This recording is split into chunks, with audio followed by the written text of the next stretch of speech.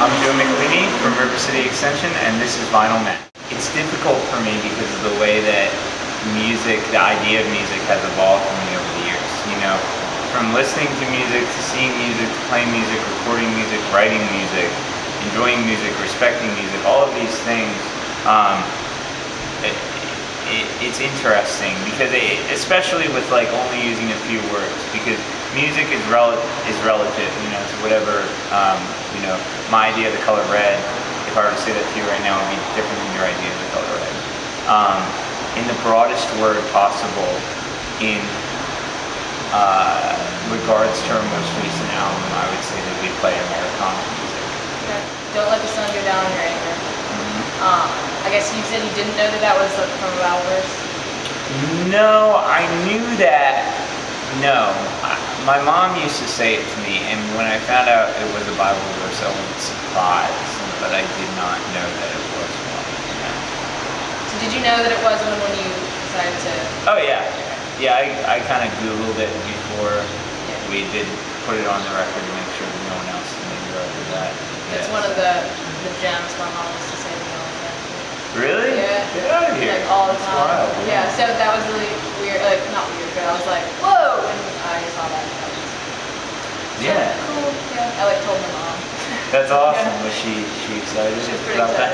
A right place, right time kind of thing. You know? I wanted to write a record for my mom at some point. This record kind of shaped up to be that record. The record has a lot to do with forgiveness and holding grudges and personal relationships and spirituality and stuff like that. So it seemed like the right title given the meaning of that verse, and also something that my mom had told me. And we were trying to come up with a name for the album, and I had already like tried a few on the band that no one was really into, including myself. But then we played a show somewhere in Tennessee. We were on tour with the Apache Relay, and I just said it on stage, like, this is the name of our new record, to try it out and see it, like, take the leap and hear it come out of my mouth in front of a group of people. Did you tell the band before? No. And it wasn't a big enough group that I couldn't have taken it back. But then after I said it, I asked them, and everyone said that they were okay with it. That was it. Okay. So you said it was about, like, I guess, like a dark time in your life? I think at the time I was still doing a lot of growing up when this record was being written. It's the darkest time.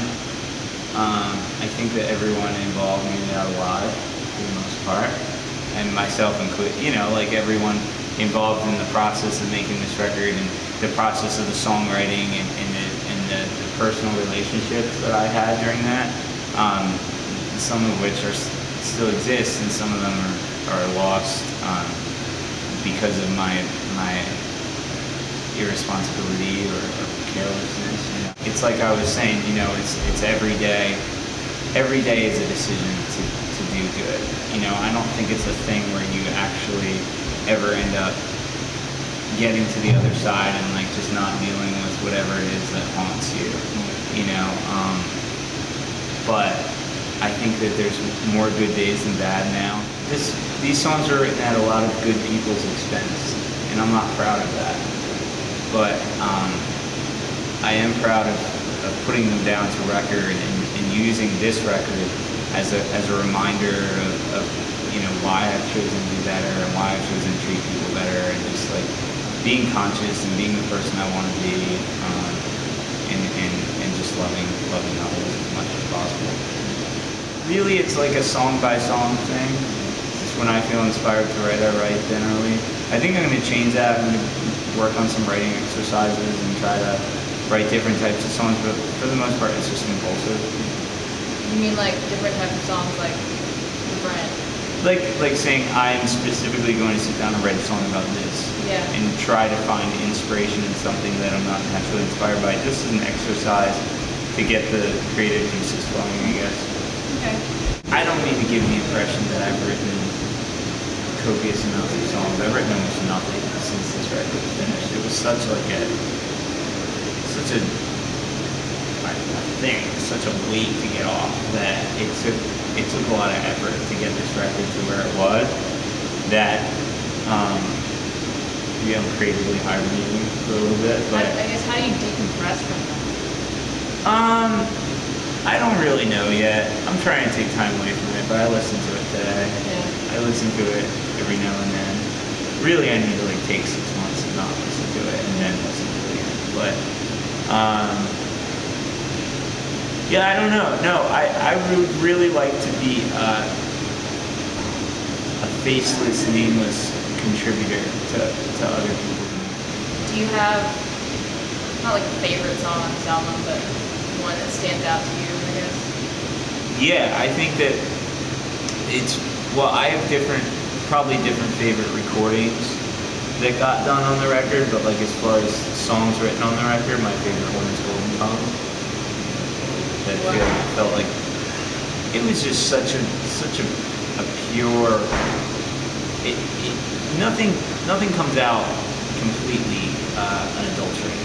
You know, things change when you write them. An idea changes, maybe it's for the sake of the song or because of what we want certain people to hear or interpret things as. And that song just felt like a 100% pure expression of what I wanted to say. And that doesn't happen often, and that felt good.